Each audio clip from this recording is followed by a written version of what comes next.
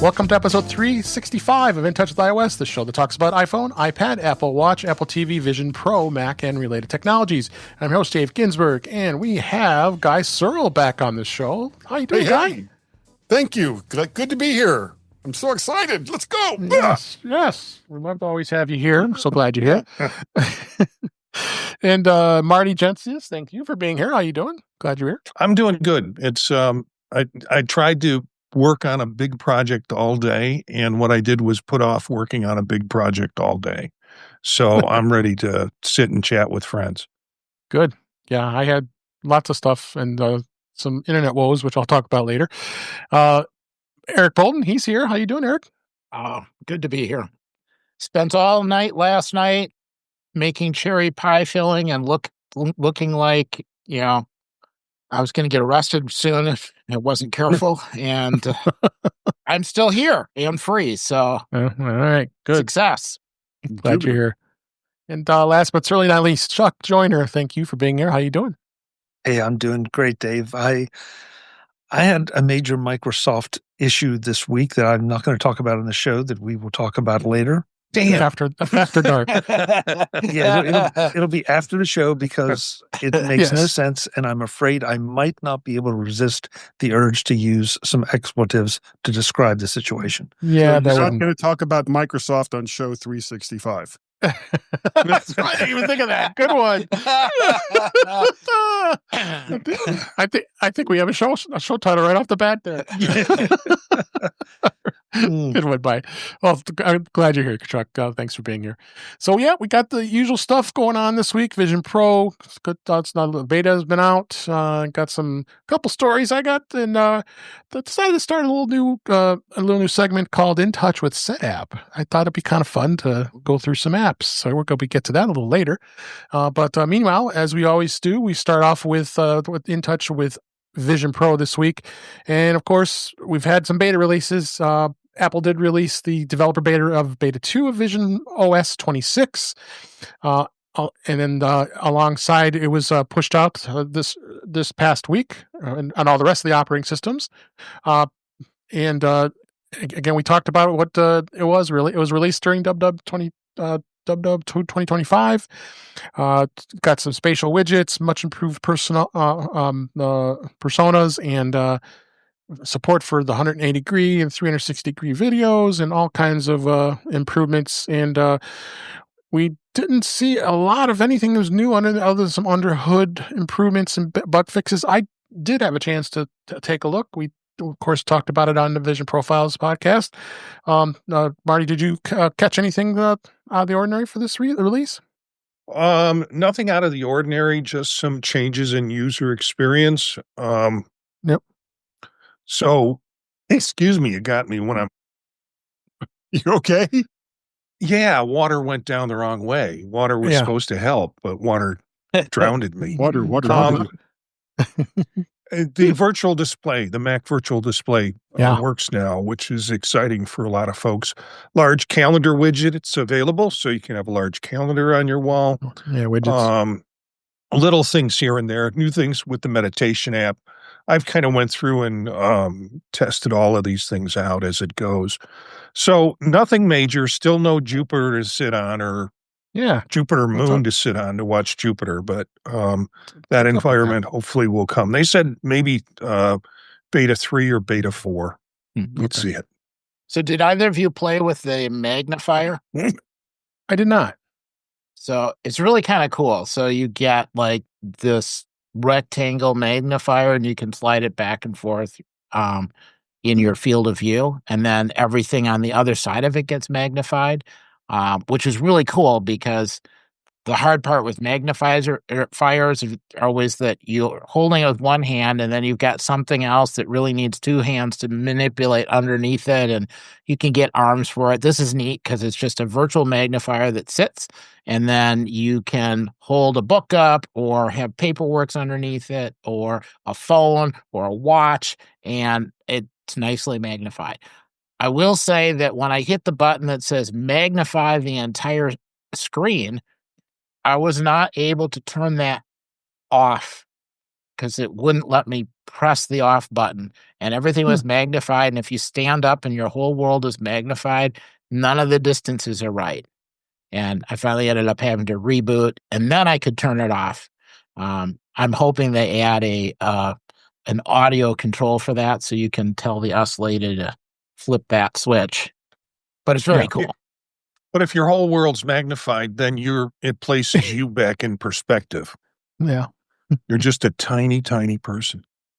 But when you reach out and your hand is like ginormous, it's disconcerting. You just pretend like you're Godzilla. Yeah. Yeah. All right. So that's about it with beta. There is a new app, a new collaborative 3D immersive experience called Analog 2. It's by a company called Spatial. They just announced Spatial is a pioneer in immersive design, and they announced the release of Analog 2, which is a next-generation collaborative design platform built natively for Apple Vision Pro. And it was developed from the ground up for spatial computing. And Analog 2 is an end-to-end platform that enables creative teams to work together with full 3D content, reviewing and iterating and finalizing high-fidelity projects in real time with no coding required.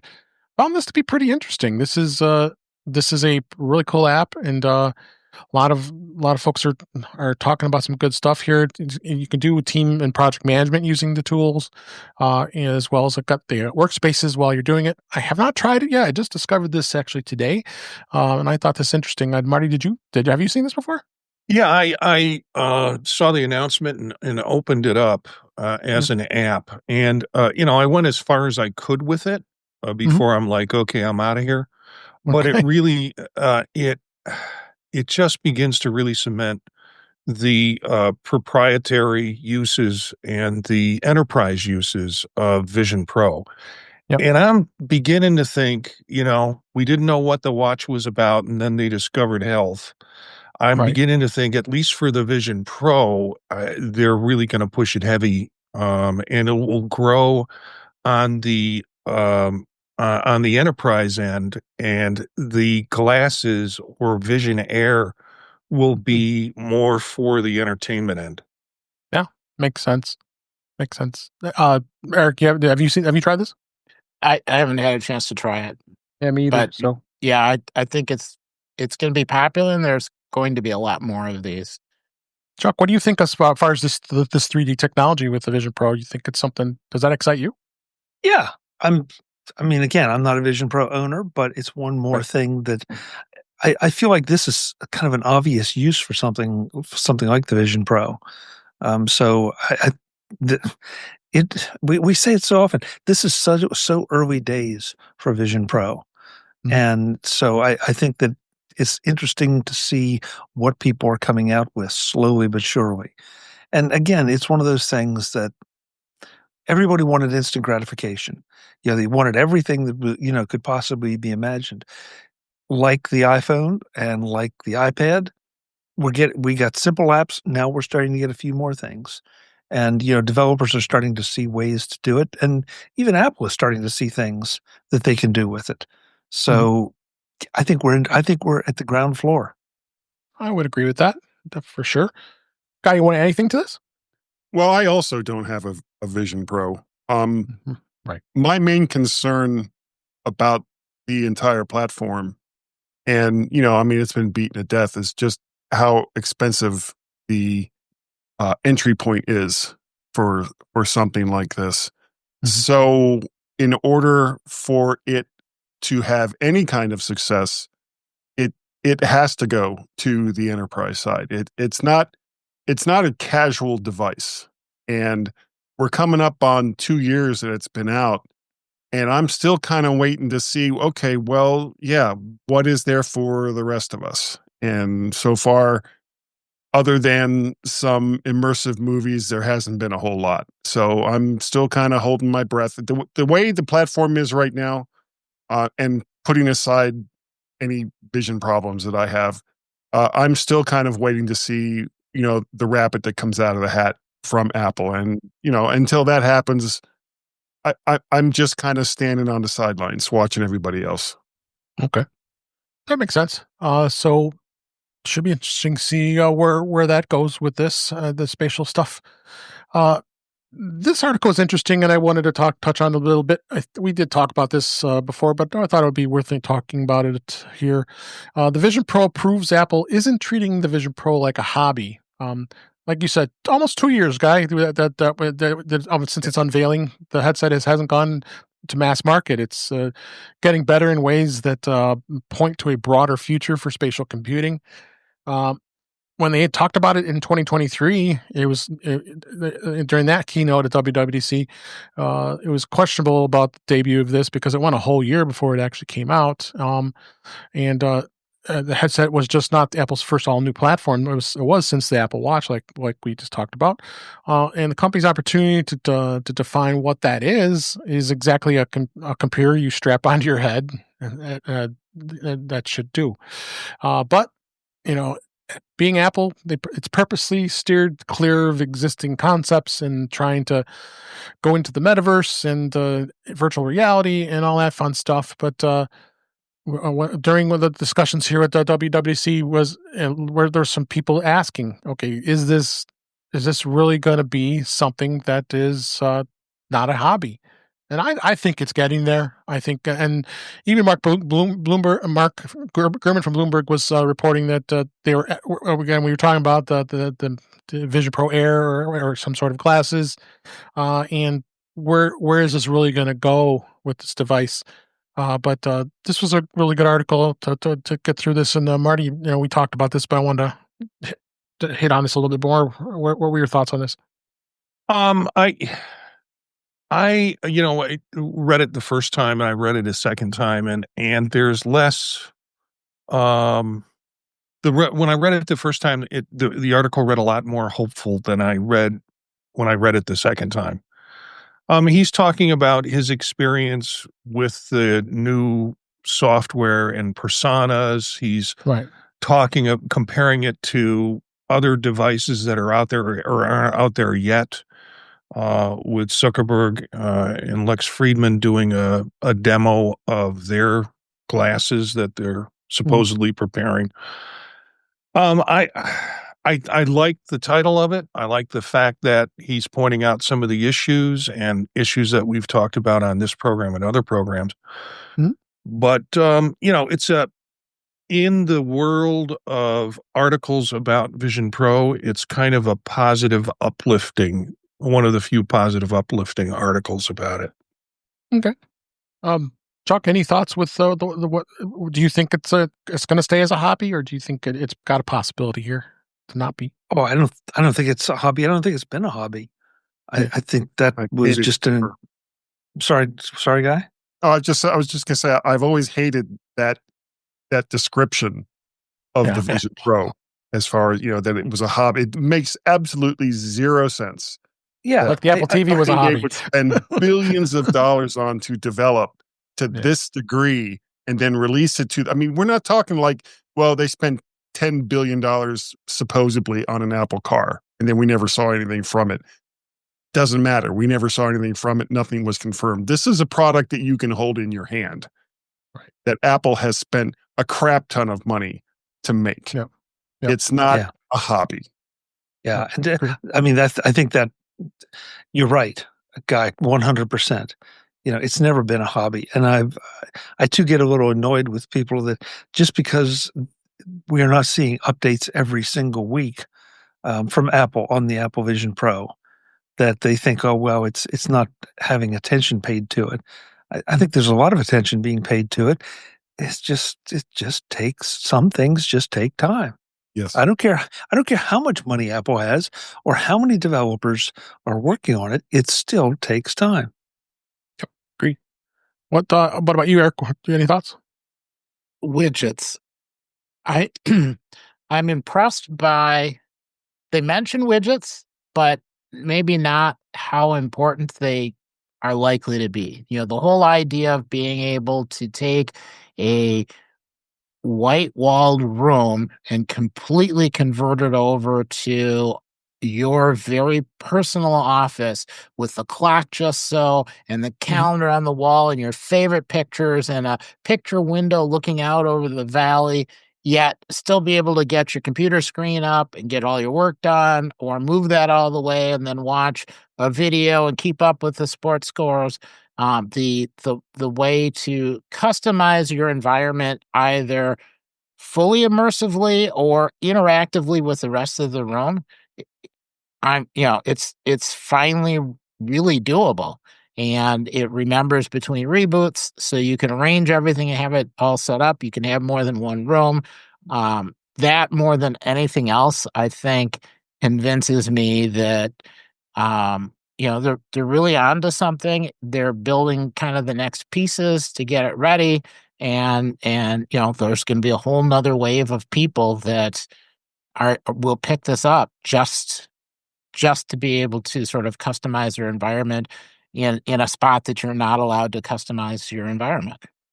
And it's just not the widgets, it's also apps that have kind of object permanence from reboot to reboot.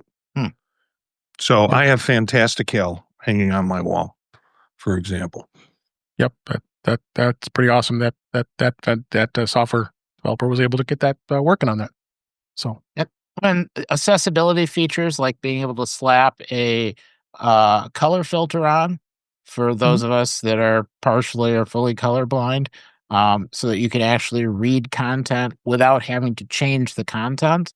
And everything you see is adjusted so it's fully visible, yet it doesn't affect anybody else. I really appreciate that.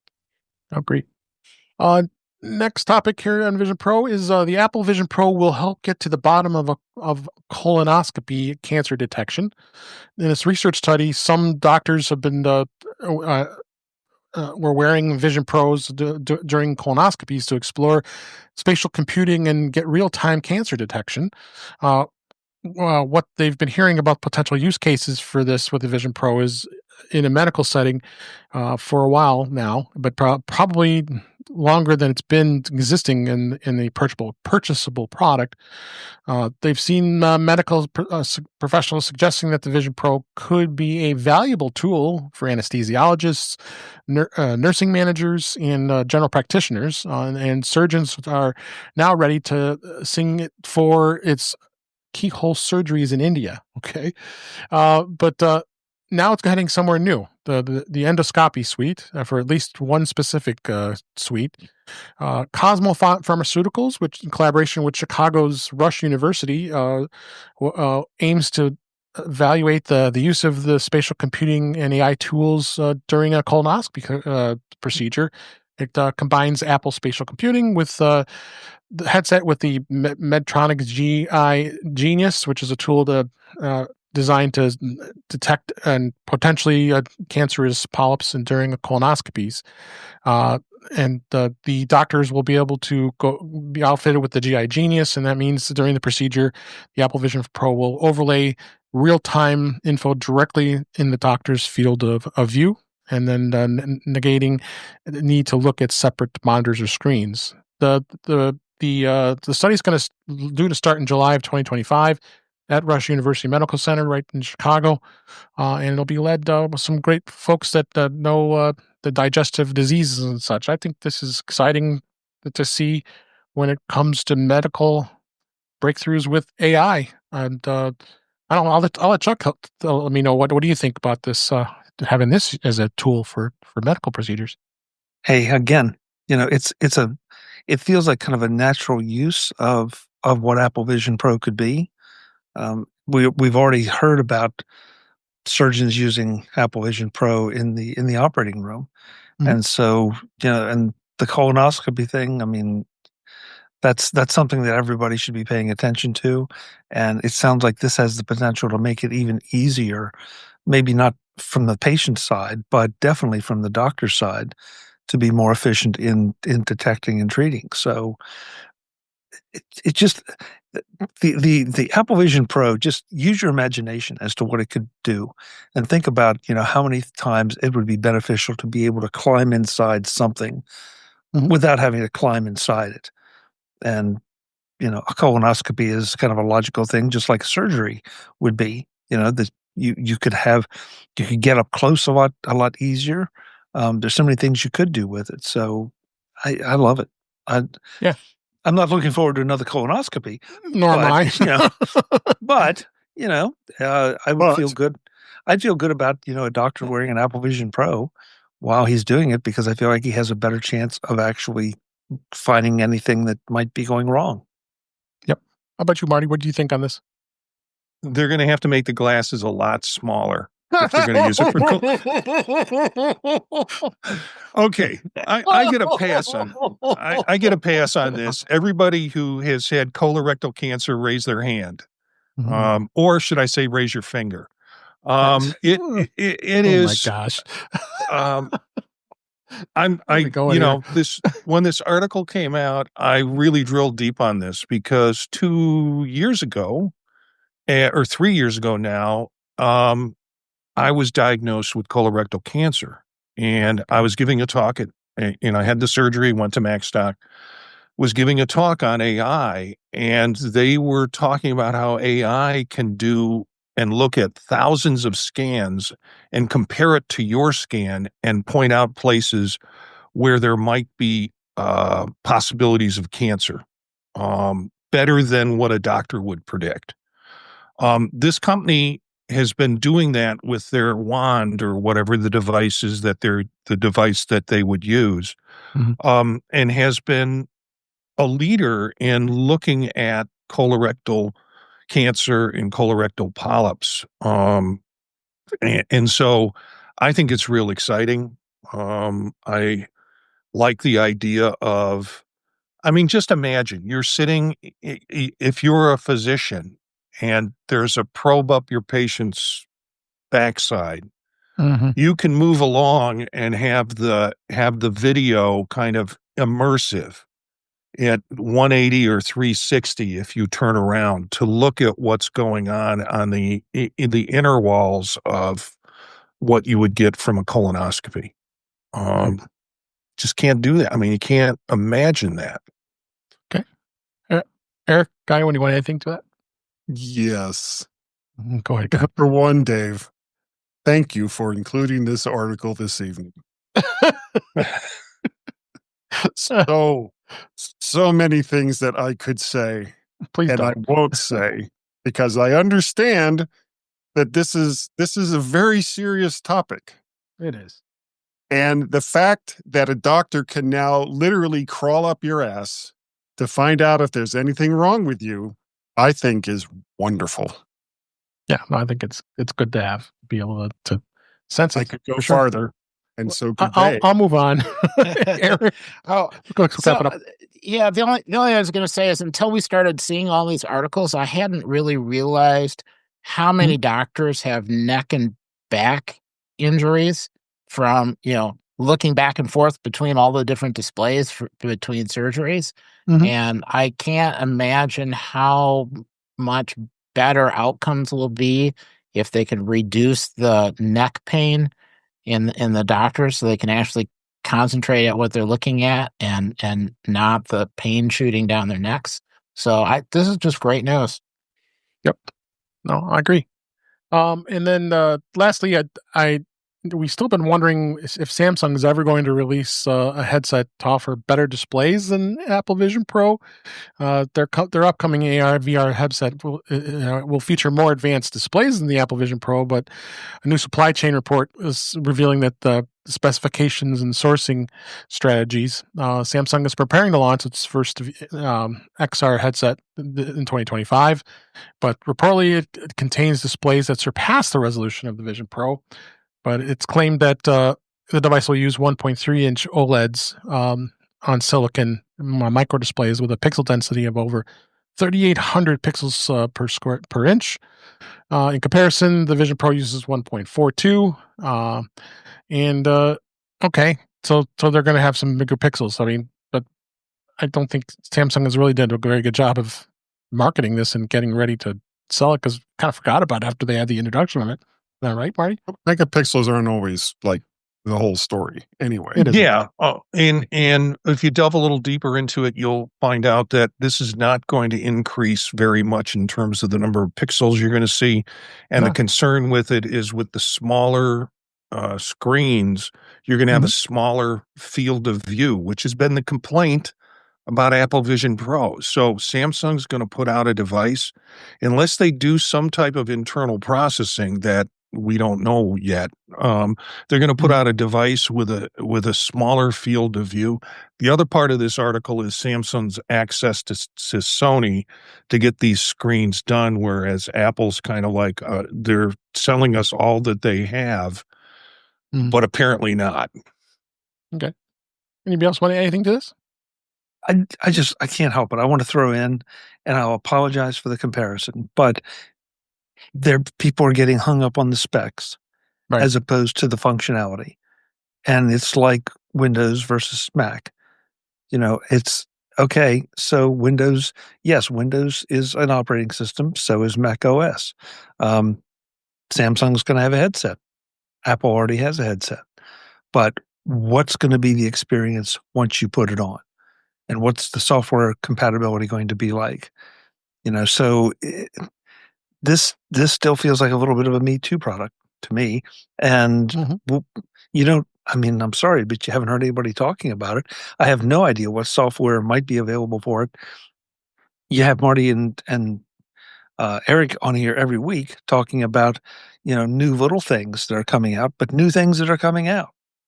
So we all love tech specs, but you got to put it into real world use and your own real world use before you judge which is the best product for you. Shippers ship. What's it? Go ahead, Guy. No, that was it. People who actually make real products ship. So make the product, ship it, and we can make up our own minds. All right. Otherwise, and that's not. I don't think, Guy. I think you and I agree. This is not being Apple fanboys. This is just if somebody makes a better product, great. Good for them. I just want to see it. Yep. All right. Let's go on and to talk about the beta in iOS. iOS 26 came out this past week, and not overly exciting things I've saw. There's some bug fixes and some other things we've been talking about it. Of some of the new things that are out, including a new control center and reducing transparency, and Safari's got some updates, and we've talked about this a bunch of times already. So I didn't see anything overly exciting. Did you guys, Marty or Eric, on this? Nothing discernible, really, for me. The only thing I get is I use Mona for posting on Mastodon, and initially it quit on launch, and then they put out an update, and so it continued working. Yeah. So I've been running it on my 16E, and it's been working great. That hasn't been too bad. Guy, are you still going running beta? No, I haven't gone to the beta on my phone. Okay, cool. All right. Yeah, so like I said, nothing overly exciting about the iOS 26. Couple things I'll mention. iOS 26 is going to bring some new functionality to the HomePod. This was new this week. It's the HomePod software 26 is adding support to crossfade, which is an Apple Music feature that improves transitions between songs. The beta testers have had this the second HomePod software 26 with the iOS 26 betas, and had option to enable this. The toggle is a little bit hidden, but can be found by opening up the Home app and go to settings and tapping a person's name and then choosing Apple Music. You can do crossfade, where it can be set anywhere from 1 second to 12 seconds, and users can adjust the fade in, fade out for a period of song transitions. When crossfade is toggled on, the volume of the song would be ending lower gradually. So with volume on that song that comes on will increase. So it's got some interesting stuff here. Nothing overly exciting, honestly. As far as it's obviously using some form of what Apple is calling Apple Intelligence to be Right. able to do this, to create songs like this on the fly. And this is just another example of people saying, well, Apple is so far behind in AI, but they're just kind of releasing stuff that actually does the kinds of things that most people want them to do, but it's in the background. Right. Yeah, beyond that, there's a lot. There's going to be a lot of other items that I was going to touch on, but we can go ahead and move on. One of the things I thought was interesting and cool is this 20th anniversary of taking podcasts mainstream with iPod and iTunes. So 20 years ago, that was in 2005. Uh, that's the 20th anniversary of iTunes gaining support for podcasts. Apple has shared a new webpage highlighting the 20 podcasts the company loves. I thought I saw Mac Voices on there. Oh, maybe not. It was it's exciting times that the podcasts, the way how far they've evolved in all these years, and like I said, Apple has they love podcasts, and they said since the medium has come to iTunes in 2005, it had dedicated countless hours of helping people discover the shows, and 20 years, 20 favorites, and that's what they did. So, and there was a press release related about that back in 2005 when Steve Jobs actually said podcasting is the next generation of radio, and users can now subscribe to over 3,000 free podcasts and have each new episode automatically be delivered over the internet onto their computer or their iPod. So, Chuck, what do you think? This is 20 years? I can't believe it's been that long.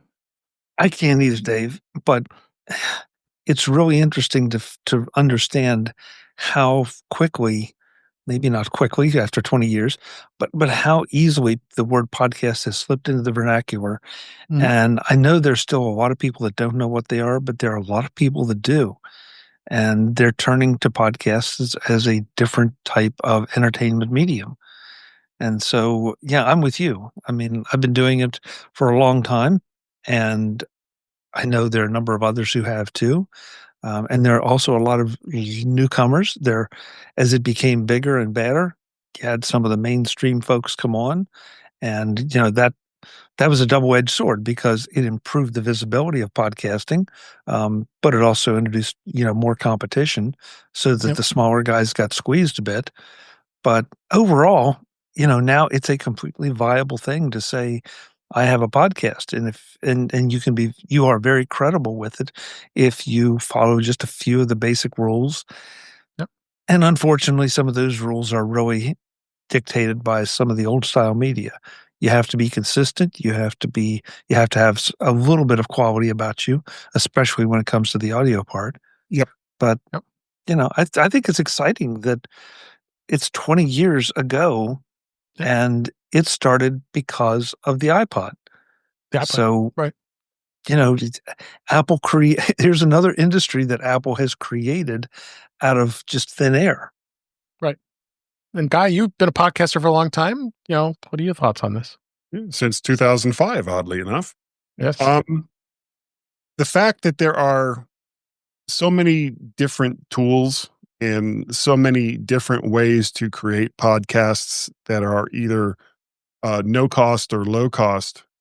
And obviously people are making money on it since a lot of these places are still around, is a testament to the longevity of independent audio and video productions. And you can call them podcasts, you can call them vidcasts, you can call it whatever you want. Netcast. But it seems to be here to stay. And yeah, when you look at entire platforms like TikTok was kind of built on the idea of short content being created by mostly independents, and it's completely taken off to the point where YouTube has their own kind of version of it and all the rest of it. But I'm looking forward to seeing how far this will go. Some people make a pretty good living at it. They have lots of resources that most of us don't have, but what it still really comes down to, even 20 years later, is you have to have the passion for the topic that you're podcasting about, or don't bother doing it because you'll just come off as phony. You know, I've been a Mac guy and doing Mac podcasts since the whole thing began. And I'm still in love with the platform. I'm still in love with hearing my own voice, you know, on not only my own podcast, but other people's podcasts. Thank you very much, David. And I'm just looking forward to see where it goes from here. I need to get back on Chuck's show is what I need to do. Yes, you do. It's been really quiet for you, hasn't it, Chuck? Yes. Yeah. But you're welcome anytime, Guy. Okay, Of course. Good. And Marty, you've been podcasting for quite a while. What do you think? Yeah, I just checked this because I can never remember. And, you know, this talks about starting in 2005. My first podcast was January 5th, 2006. Wow. And I remember distinctly having to convince the guy who was an older professor at the university that I was at, no, this is good. It's going to be okay. And we did an in-the-room conversation about it. And I looked at the lists and, you know, it's like all best of lists or retrospective lists. I was like, this is not my jam. I've never heard of most of those. Yeah. And, you know, some of there's one NPR one on there that I was familiar with and still listen to and see it. And then, you know, the Daily and there were other things that I was familiar, but some of them were like, I can't figure out how this became a thing. But that's my limited worldview. And Eric, you're more of a newbie in the podcast world in the last couple of years, right? Yeah. I mostly listen to podcasts. Yeah. And I've enjoyed all kinds of podcasts. Sure. Yeah, and different lengths and people and backgrounds and special effects. I'm just happy they're all out there. It really has kept me alive. Yep. You know, because of not falling asleep driving late at night or early in the morning or whatever. Yeah. It's been really Keep nice. that podcast cranked up loud. Listen to the Mac podcast. We're not very good, but we'll keep you up. Oh, yeah, for sure. I will say I started June 1st, 2016. So it's been just a little over 9 years since this podcast has been. First Macstock. Yeah, it was. It was all Chuck's fault that got me into this. So it caused this mess. Gee, thanks, Dave. Thank you for putting it that way. I appreciate that. No, I'm just kidding. It was a great experience, and yeah, you guys all welcomed me, and I've talked that story before. So it's it's been pretty amazing. 9 years. We're going to keep it going because we have a heck of a lot of fun, and I think a lot of people like listening. So, but that's 20 years. Gosh, time has just flown by. It's just crazy. It really is. We'll talk a little bit about Mac OS. Mac OS 26 was just released. That's beta 2 as well, Tahoe. And they guess they redesigned the Finder app icon. You know how important that is. It looks a little bit different than the first one. It was a white with blue, and now it's blue with white. So I guess they got to decide where they want to go with this. We did talk about the menu bar background option, so you can change the background of the menu bar, as well as you can also customize the menu bar and turn things on and off, similar to what a Bartender and Ice does. So will that Sherlock those apps? I don't know, but you do have those options in there with that, and a number of other things. I did try screen sharing with beta 2, and I shared it from my Mac Mini, M4 Mac Mini, right over to my TV using my Apple TV, and it shared flawlessly. And it was actually nice way to transition to be able to show things on the screen. You've always been able to do that, but I've noticed that it's much smoother than it was on Sequoia and even prior to that. So I'm impressed to how that is done. But it'll continue to it'll continue to do that. You also, if you have your AirPods connected, you can now get onto the beta of AirPods. I know that kind of scares me. I don't know if I want to do that, but you can do that. So there are some other cool things. There was a new recovery assistant feature that was added in iOS 26. So you can recover your device even if it doesn't start up automatically. But they're going to be starting to look at that a little closer. Then also discussions about where Rosetta 2 is going to go, and then I believe it's going to be the end of the line very soon. And then the Intel, of course, Intel Macs after 2019 will be supporting Tahoe, and I think that'll be the end of the road for the Intel. So we knew it was coming with Intel Macs, and we definitely. It's definitely going to be interesting to see where all that goes, and it should be some fun things. Anybody want to add anything on the Mac OS? 5 years is that's I think it's good long pretty time. fair. It's pretty fair. Yeah, got to remember the Intel Macs came out in 2006 because that's what got me into Macs in the first place. That was my. Well, I did get like a used PowerBook. Was it a PowerBook? No, or what was the small Mac? I am forgetting? I'm having a brain cramp, but. Was it colored ones? No, it was a PowerBook. I think it was the small one, the G4. It was the G4. Okay. Yeah. So my very first Mac was a white MacBook, and that was the cool Mac at the time. So, and that's what made me never turn back once it came out on Intel. So, so I was late bloomers. You guys we're in the old ages that I wish I'm sadly missed. I wish I was involved with that, but You did not miss much. I know I didn't. A lot of people were not Compared happy to with the what way we have today. You're fine. the way Mac OS went back over those years. So, yeah, that's pretty much what's going on the Mac this time around. So as I mentioned, I wanted to start a new feature here. I mean, we may do it every week, or maybe maybe once a month, or we'll see where it goes. But if anybody isn't familiar with Setapp, I think most of us here have it.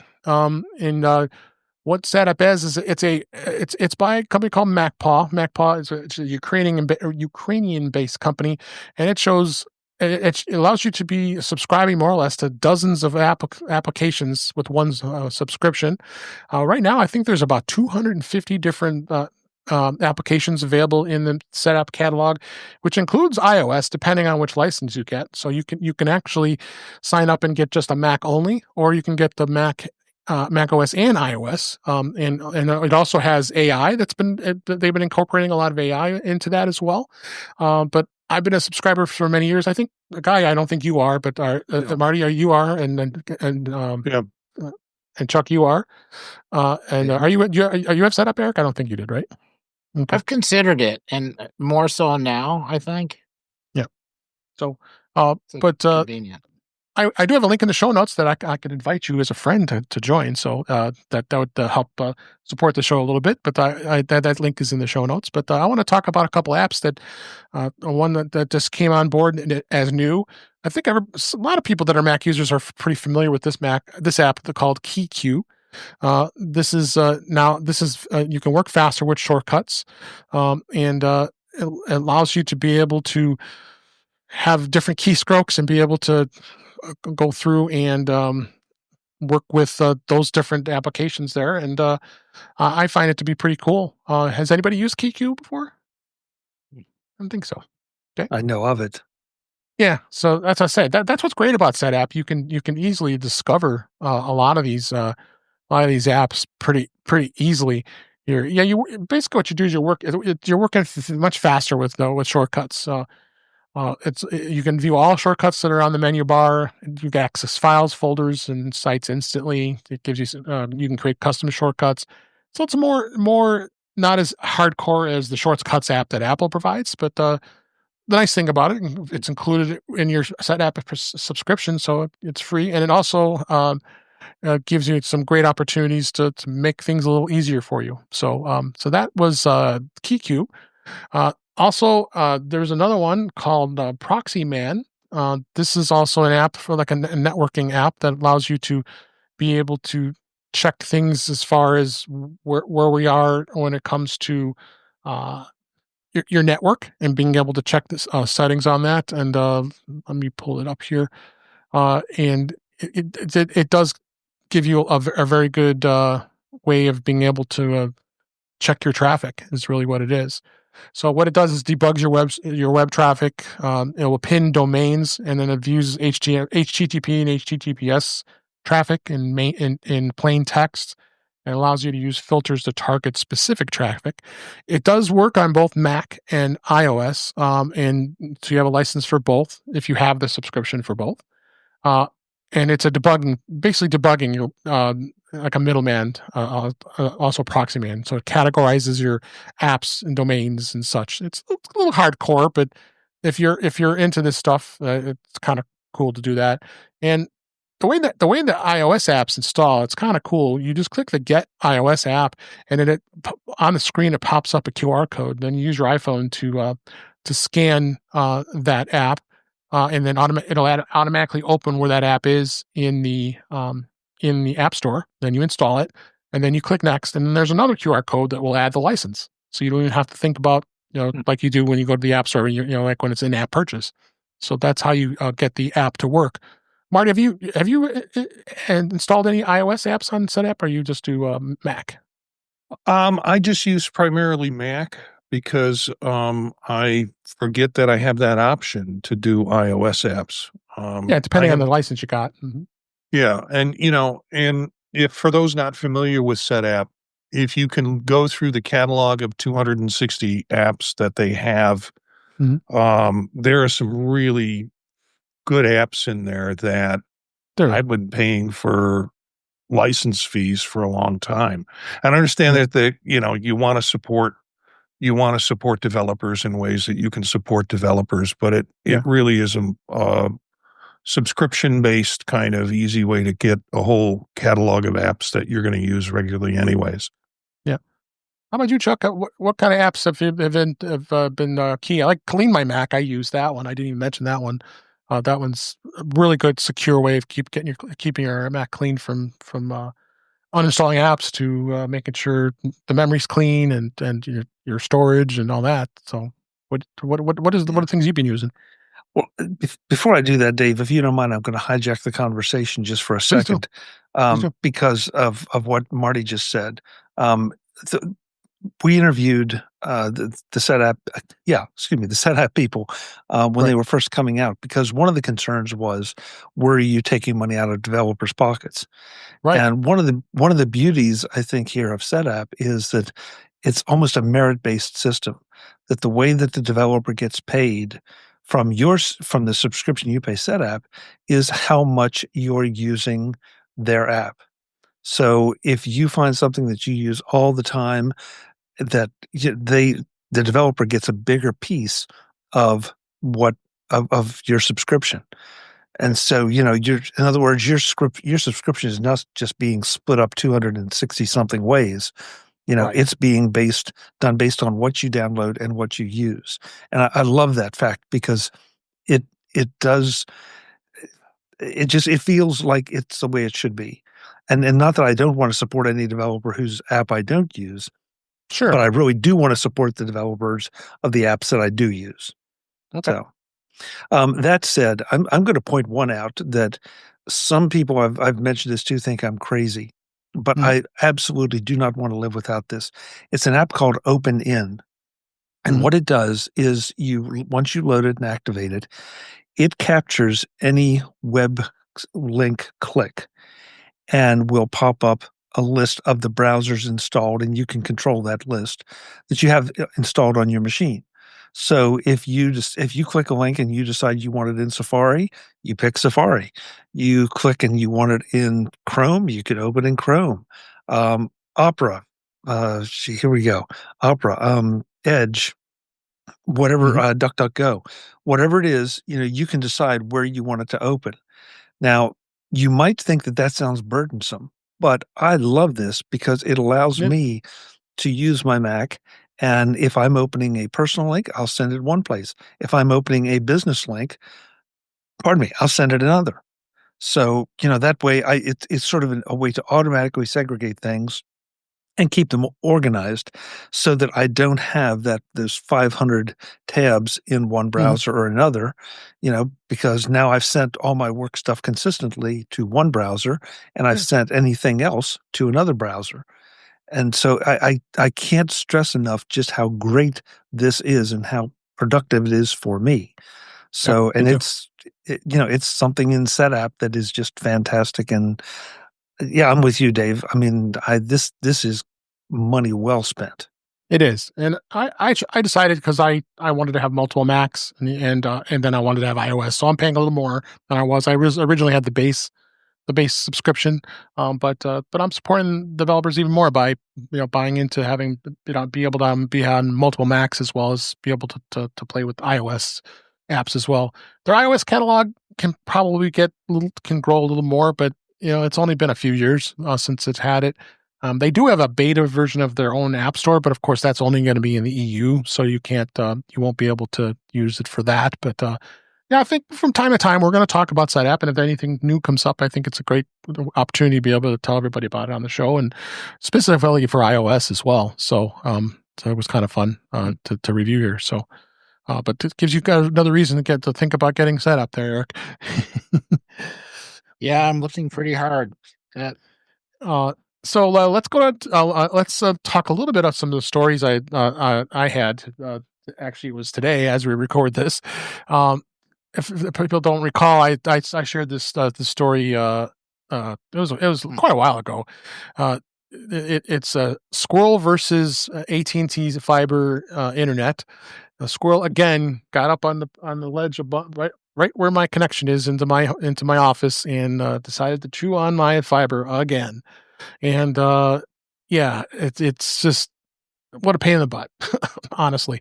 And so again, I had to call somebody out, and we had to get a tech out. The tech, again, a great experience with AT&T fiber.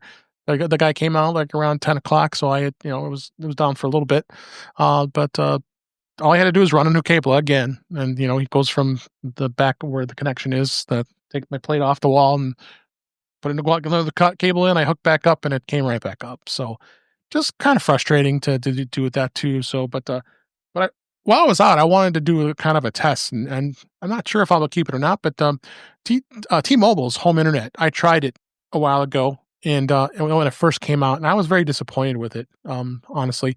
So, but I wanted to try it out to see what it was. Their basic plan is around $40 a month that you do auto pay, and it's got some pretty nifty features on it, and I'm going to share an image in the show notes to what that has. But it's incorporated in the T Life app. So if you are a T-Mobile customer, you can go into sources and be able to go in and manage the network. So you have an overview. You can go to your My Wi-Fi, and it's got cybersecurity protections, and then also has it'll block traffic. So if it sees any bad traffic that's going on, it'll actually block it from right from within the gateway. You can share your Wi-Fi very easily, and surprisingly, was very fast. I was very impressed, and I was also able to connect the modem right directly to my Eero router. And I tell you, I was streaming videos, and then speeds are on average about 115 megabits and a little higher, so that's about okay. I mean, it's not what I'm getting on AT&T with my 1 gig up and down. So, but yeah, it's pretty hard to beat that. But for a good alternative home internet, and if it's available in your area, it is a very good service. I'm actually very impressed how far T-Mobile has come with their home internet. So I thought it was very, very interesting to see where that goes. I know, Marty, you tried to get it, and then you couldn't get in your area, right? Yeah, I got frustrated during a series of outages that we had here. Yeah. And it was like, can I just, have this thing delivered to my house? And then they couldn't find an opportunity to have that happen. And they said, well, let us talk to you about our other services because it's not really available in your area. So wouldn't you like to? And I'm like, no. No, don't. Yeah. But yeah, it's not available in Kent, Ohio. Yeah, I mean, AT&T did the same thing. Honestly, the tech finished, and not even 10 minutes later, I got a salesperson sitting outside my door and then calls me trying to sell me their AT&T cellular service. I'm like, yeah, I'm okay. I'm happy. Oh, but we can save you all this money. It's okay. So yeah, they are trying to push you, but I mean, experience even in the store was very good. I mean, the gal actually sat down with me and set the whole thing up, got it activated and took it out of the box and the whole thing. So it was a really good experience too. So I was able to just bring it home and plug it in. It was ready to go.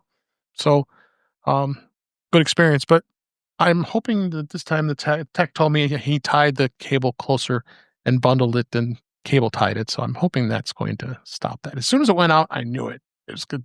A squirrel got to it again.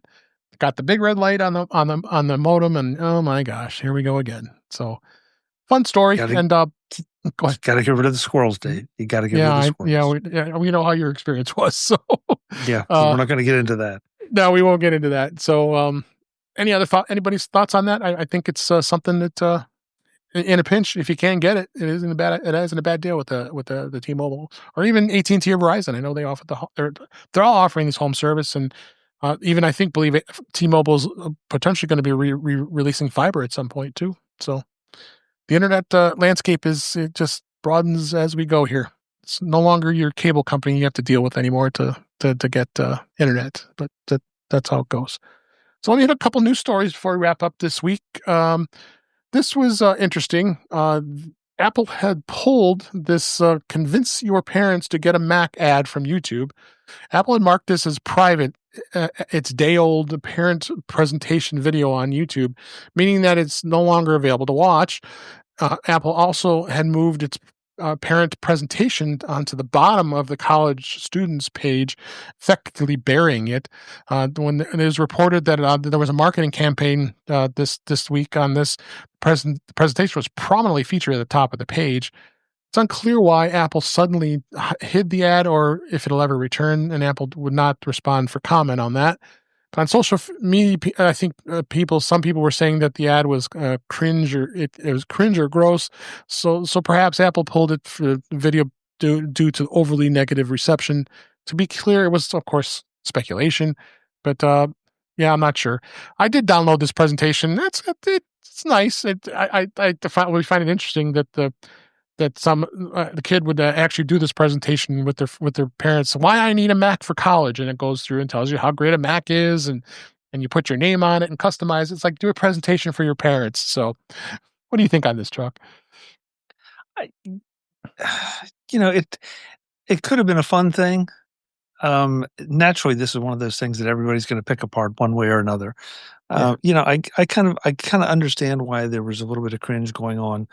But I also not sure that anybody really expected a majority of kids to go out there and sit their parents down and run a keynote presentation. Yeah. So, but it certainly could be cute. And look, if it brought any attention to the benefits of buying an Apple product for a student, then good for it. And they tried a videos thing, and maybe they got enough kickback that they just decided not to keep it up. I don't know. I wanted to go and see it. I didn't get there before they took it down. So I really can't comment on just whether it was that cringeworthy or not. But if you get the link to the keynote, I mean, the first slide is to coach the kid to say, you're probably here because you need help convincing your parents to get a Mac for college. Don't worry, you're not alone. Many parents have yet to realize the value of a Mac, and this presentation is designed to change that with an abundance of parent persuading arguments. So I saw the ad, and you just can't. It's just weird. I'm like, okay, well, this is a different way of looking at it, but comedy is dead. So in our society, so it would have been interpreted by me as just being offbeat comedy.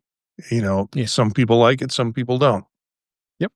Guy, and there's one other thing that I hate to bring up. I hate to use the word, but I'm going to. But is this a millennial thing? Is this something that appeals to that generation who have grown up with presentation decks and video and all as just part of their environment?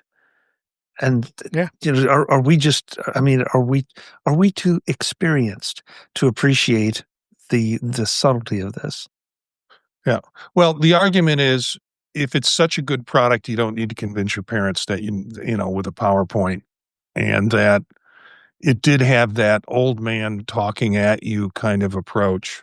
So I think you got something there, Chuck, in that, and it probably didn't speak to the generation that it's intended to, which they have a different way of consuming. Yep. Eric or Guy, you want anything to add? Go ahead, Eric. I know of no child who would create a presentation and present it like this. Yeah, I was going to say. Unless you went back in time to like the 80s. Yeah. They would have been better off giving a prompt to Chat GPT on how to submit, a short text saying, "Hey, I want to get this. Can you help?" Yep.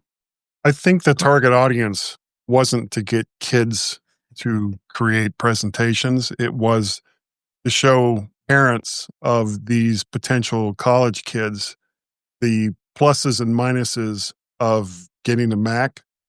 The fact that it was created in such a way to be like, okay, well, this is what you got to do to get your parents to get you a Mac. It's like, no kids are going to do this. But the commercial itself was made to basically be that presentation in a 30 to 45 second way to get parents to get those Macs for their kids.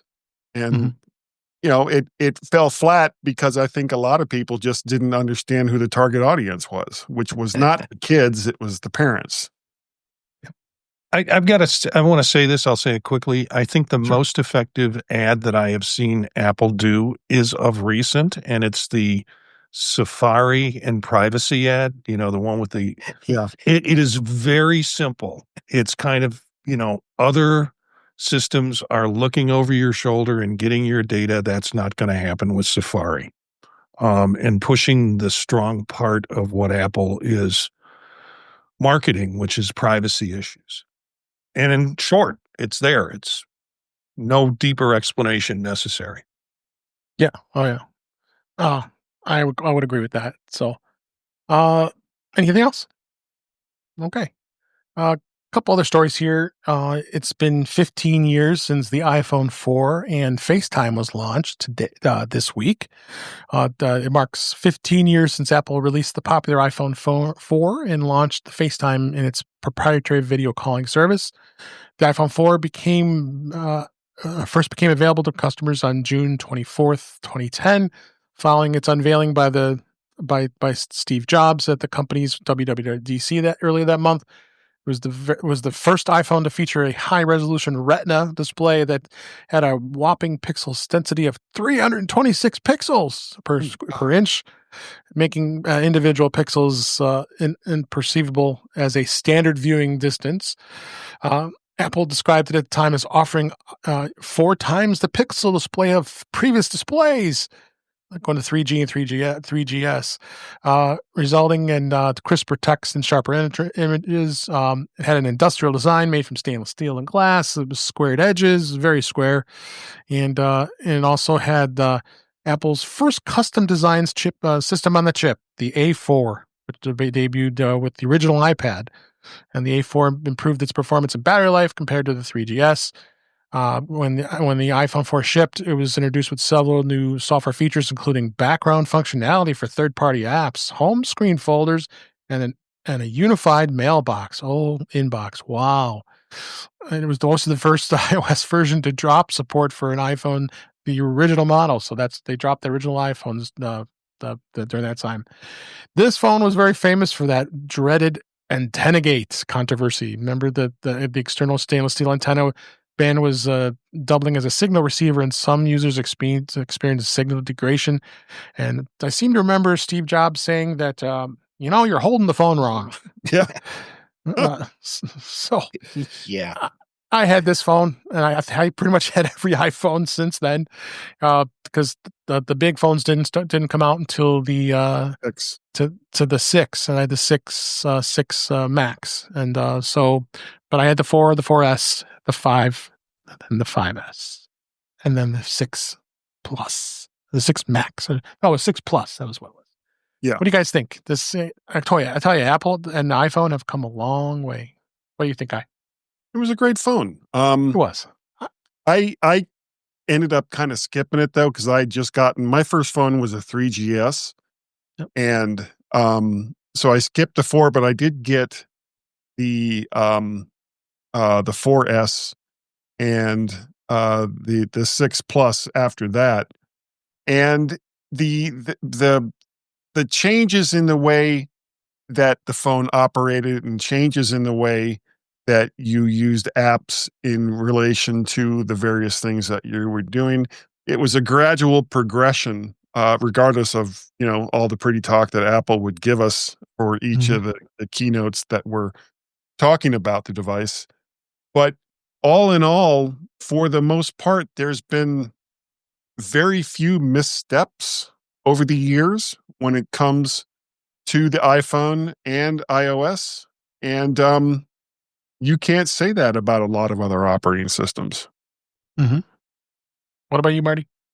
I think I've used FaceTime 3 times in 15 years. And I'm thinking about this, 15 years ago, I was 52 and I grew up in a generation that you put the phone to your ear and you listen to it that way. And so that hasn't changed for me, and it certainly hasn't changed for the people that I'm connected to. Even my kids, I have an aversion myself of just kind of surprisingly, the body image, I don't like the way I look and things like that. And so the idea of projecting that to someone else, let alone finding at the time when it first came out, someone with an iPhone that be willing to do it. I went from audio phone calls, skipped over the video stuff and went right to texting. So it hasn't been a feature that I've used a lot. I've probably used it more with the Vision Pro, because there are things that you can do through FaceTime there. Mm-hmm. Marty, you look marvelous. Marvelous. Thank you. Chuck, what was your first iPhone? The very first iPhone. The original? The very first iPhone. I will brag a little bit, but I had the incredible privilege of being in the room when Steve introduced the first iPhone. Yep. That was And nice.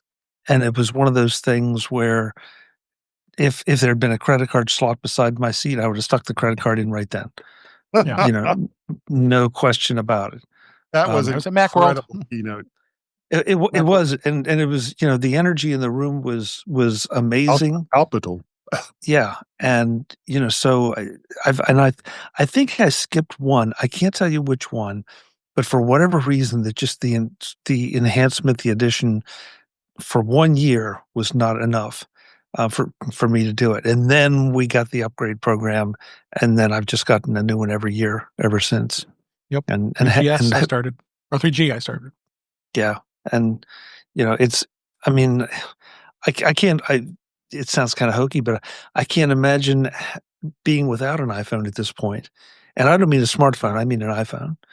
Because of the integration with the Apple ecosystem and how seamless everything is. I don't want to jump through all those other hoops that I see some of these other people trying to do.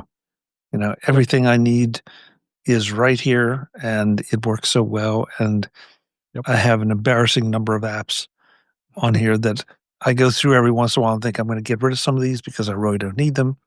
Then you don't. And then I realize how many times, yes, they might be a very occasional use, but they're still right there. Could I re-download them? Sure, but then you wonder about what kind of connectivity you're going to have when on that moment you need it.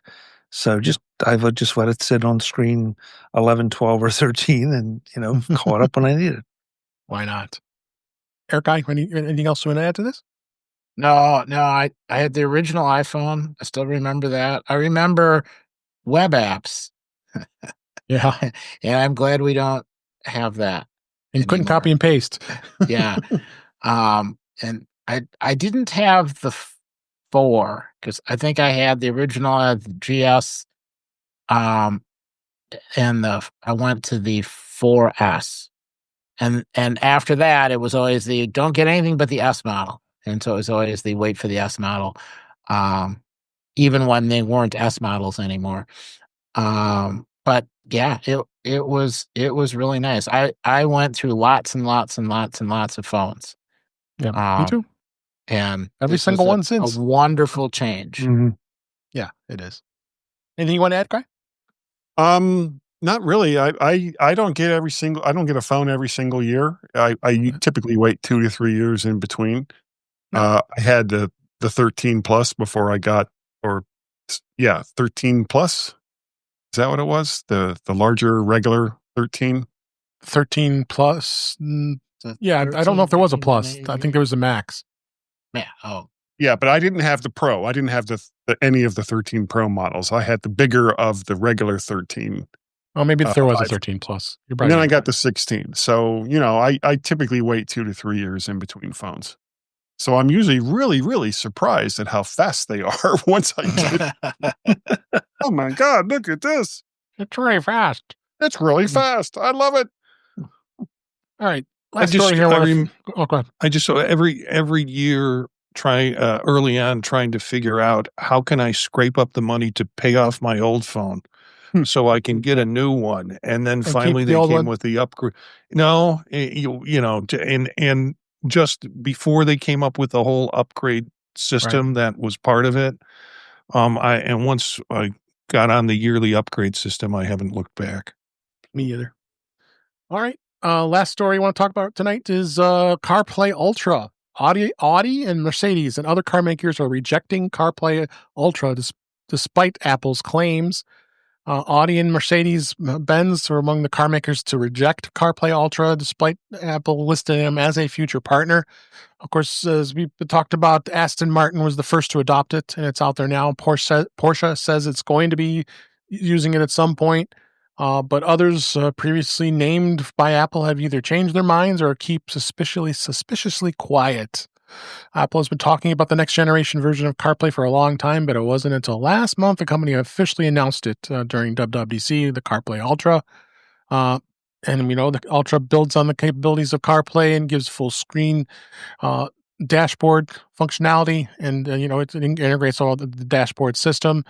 But there was a new Financial Times report that said that the fellow premium German car brand Audi has likewise made a U-turn and is not alone in this. So, including Mercedes-Benz. So we're going to see where this goes, I guess. What do you guys think about where CarPlay Ultra is going to go? I'll start with Marty.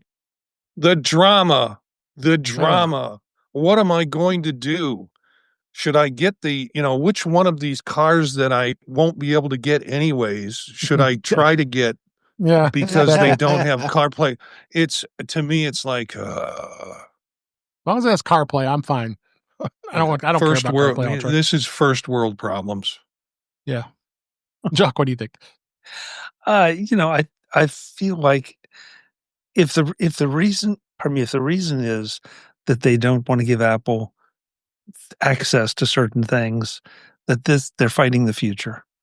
They're still trying to hold on to their control of things, that they should partner with Apple and deliver a superior experience for the driver. They all think they know best. They all think that experience that they create is a differentiating feature. And I don't know, maybe it is for some people. But I think the consistency of an interface would be highly desirable. If I rent a car somewhere, I'm inevitably looking, okay, where are the windshield wipers? Where are the lights? Where are all the usual controls? Right. And if that could be standardized, and especially inside CarPlay, that would be wonderful. It would. So, Guy, you always made sure you got cars that had CarPlay. What do you think? Yes. I look at this as just one more reason why I will not buy a Rolls Royce. What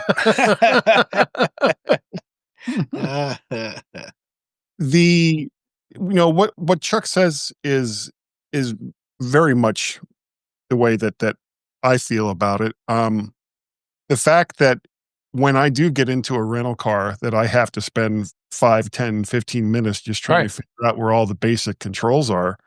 Yep. If I could just plug my phone in and go, oh, okay, well, there's everything right there, and have everything controlled from a touch screen, or even if some of the basic functions are still controlled by switches and buttons and knobs. Oh my. Yep. What it really comes down to is fear of an Apple world in car manufacturing. Yeah. And we saw this almost 2 years ago now, when GM said that they weren't going to allow CarPlay in their cars anymore, and it was basically going to be a custom Android / Google kind of experience. And it's like, okay, well, you have just given me, as I said before, yet another reason not to buy a GM car. So, it's if you want to go ahead and cut off access for probably 75% of the people who might be interested in buying a new car, well, then, you are certainly welcome to do that.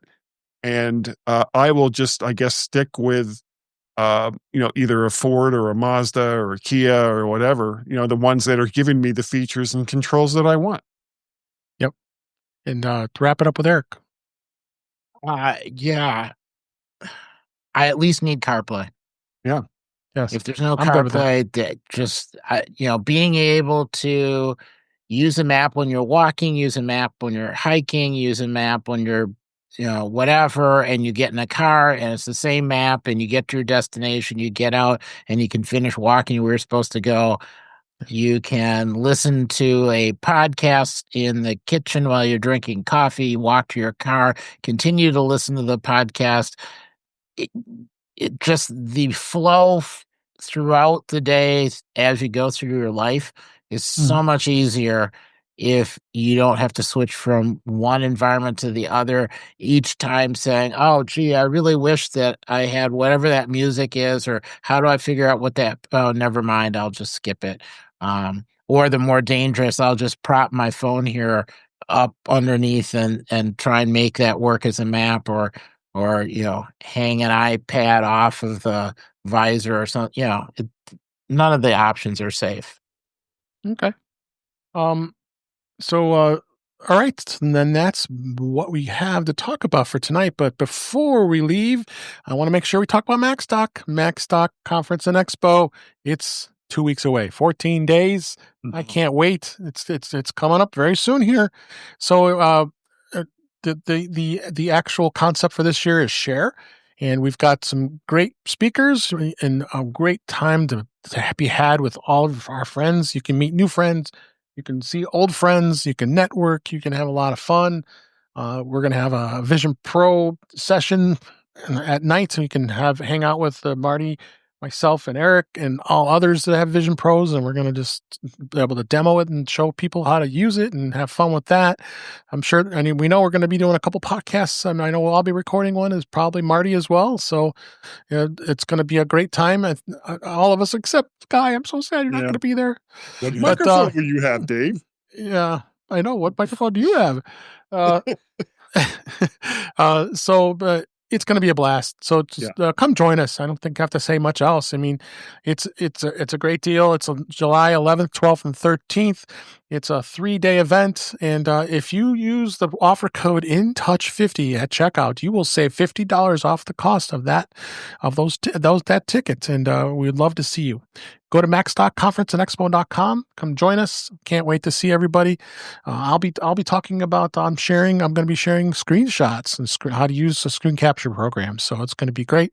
And Marty's going to be doing AI, and we got a number of other great speakers that are going to be there as well. So come see us. macstockconferenceandexpo.com. Offer code is INTOUCH50 at checkout. All right, so that's a wrap for this week. Please send your comments, questions, suggestions to our email address, which is feedback@intouchwithios.com. You can follow us on Blue Sky and Mastodon at InTouchWithIOS. Support the show by buying me a coffee at intouchwithios.com/coffee. We'd really appreciate it. You can become a patron of the show by going to patreon.com/intouchwithios. We have 2 tiers to support the show. We'd really appreciate it. Make sure you like, share, and subscribe and you'll be notified when we are live streaming, which is Thursday nights at 8 p.m. Eastern Time, 5 p.m. Pacific, on our YouTube channel, which is youtube.com/intouchwithios. Thanks, Webb Bixby, and a number of others who were in the chat tonight. We're glad to see you. You can you can watch the past live streams and listen to past shows. Visit In Touch with iOS magazine on Flipboard, where many of the topics are discussed that are going to be flipped in that magazine. The link is in our show notes. You can subscribe to the show in your favorite podcatcher, including Pocket Casts, Overcast, Apple Podcasts, and many others. But better yet, just go to intouchwithios.com, where all the links to all the ways to listen to us are there on that site. I am Dave Ginsburg. You can find me on Blue Sky, Mastodon at DaveG65. And I'm going to mix it up here a little bit. Marty Jencius, so glad you were here this week. Where can people find you? People can find me at Jencius, Jencius, at bluesky.com, also at mastodon.social. Thepodtalk.net is the website that has all of the podcasts I'm involved in. Of course, Thursday nights here, Tuesday nights with Chuck, and Monday nights are kind of the big thing. We do vision profiles with Eric and Dave and some other folks who come in and join, which is great. And I've added in 3 weekly drops of news on Mondays, Wednesdays, and Fridays. Little 5 to 10 minute segment called Vision Pro Notes. And it's kind of the news that came out between the Monday shows that we'll talk about on the next Monday show. That's a great new concept. Thanks for doing that. And thanks for being here. Eric Bolden, thank you for being here. Always a pleasure having you here. Where can people find you? I can be found on Mastodon at eabolden at mas.to. Again, Mondays with my VisionOS and on Vision Profiles. Tuesdays, macOS on Mac Voices, and Thursdays with iOS, iPadOS, and VisionOS on In Touch with iOS. Yes, thank you for being here. Guy Serle, thank you for being here as well. Where can people find you? Well, you can send me an email to guy@mymac.com. The podcast is currently on a slight hiatus, but we will be returning in one form or another. So, check your audio dial to see where it is that we're going to pop up. Also, there is the YouTube channel that I have, which you can subscribe to, called Vert Shark. You can see all kinds of stuff, including Dave on Mac to the Future. So many years ago. I was going to say, that was a long time ago. That was a long time ago. And you can see all the various different ways that I tried to get that show off the ground.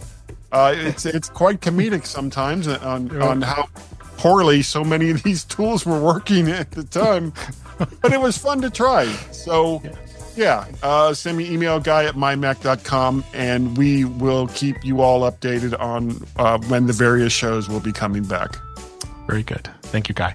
And last but certainly not least, Chuck Joyner, thank you as always for your support and being here on the show. I appreciate it. Where can people find you? Hey, Dave, thank you. It's always fun. I always look forward to it.